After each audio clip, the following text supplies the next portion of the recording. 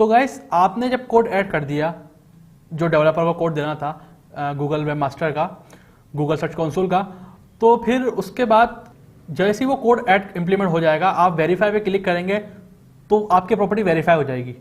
फिर किस तरह का डैशबोर्ड आएगा, उसमें क्या क्या ऑप्शंस हैं, क्या क्या फीचर्स हैं, वो मैं आपको दिखाता हूँ। चलते हैं अपने लैपटॉप स्क्रीन की तरफ और एक्सप्लोर करते हैं मजीद सर्च कंसोल को। तो गाइज ये आप स्क्रीन देख रहे हैं, इसमें जैसे ही आपने एक्टिव हो जाएगा तो यहाँ पर कुछ इस तरह से आपके पास डेटा शो हो जाएगा। ये जो बिल्कुल ओवरव्यू पेज पे मैं खड़ा हुआ हूँ, यहाँ पर सबसे पहले परफॉर्मेंस आ रही है, इंडेक्सिंग आ रही है, एक्सपीरियंस आ रहा है। इन सबको डिस्कस करते हैं डिटेल में। परफॉर्मेंस पर जैसे मैं फुल रिपोर्ट पे क्लिक करता हूँ तो मेरे पास आ जाएगा ये इस टैब पर लेकर सेकंड टैब पर, ओवरव्यू के नीचे जो टैब आ रहा है यहाँ आ जाएगा। इसमें ये बता रहा है कि आपके पास जो इंप्रेशंस आ रहे हैं, इंप्रेशंस मीन्स मेरा कोई एक कीवर्ड रैंक हो गया digital marketing course in Karachi, वो फर्स्ट पेज पर 9 नंबर पे हो गया, ठीक है ना। उस पूरे कीवर्ड पर 1 लाख लोग जो सर्च करते हैं उसको, तो मेरे पास जो इंप्रेशंस होंगे वो 100K हो जाएंगे ऑटोमेटिक, ठीक है ना। क्लिक्स उस पर जो है 35 लोगों ने करा, ठीक है। तो ये डिफरेंस समझ गए आप लोग क्या चीज़ है कि इंप्रेशंस वो हो गए, टोटल जो जितने भी सर्च हुए उनमें आपकी वेबसाइट अपीयर हुई, ठीक है ना। ये इस चीज़ को इंडिकेट करता है कि आपकी रैंकिंग इंप्रूव हो रही है, आपकी जो सर्च विजिबिलिटी है वो इंप्रूव हो रही है।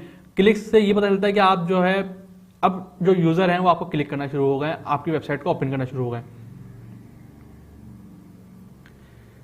ठीक है जी। ये क्यूरीज का मतलब ये होता है कि आप कौन कौन से कीवर्ड्स हैं, उन पर कितने क्लिक्स आ रहे हैं, कितने लोग आ रहे हैं, ठीक है ना। ये डिफरेंट आप देख सकते हैं, ठीक है। अगर मैं इसको इंप्रेशन वाइज करूँ, जैसे कि एक कीवर्ड है iPhone 5 वॉन्ट टर्न ऑन, ठीक है ना, इस पर इतने इंप्रेशंस आए, इतने क्लिक्स आए। अच्छा, इसमें होता है एवरेज पोजीशन, आप इसको भी ओपन कर ले तो यहाँ से आइडिया हो जाता है कि आपकी एवरेज पोजीशन क्या चल रही है। अभी इस कीवर्ड की जो एवरेज पोजीशन चल रही है वो चल रही है 9 नंबर जो है पोजीशन पर है ये, ठीक है। इसी तरीके से इसको अगर थोड़ा सा और व्यू करा जाए तो इसमें और भी चीज़ें हैं, पेजेस हैं, कंट्रीज हैं, डिवाइसेस हैं। कंट्रीज़ पे चले जाओ तो वो बता देगा भाई कौन कौन से कंट्रीज से आपके पास आ रहा है ट्रैफिक, डिवाइसेस पे कौन कौन से मोबाइल से आ रहा है, डेस्कटॉप से आ रहा है।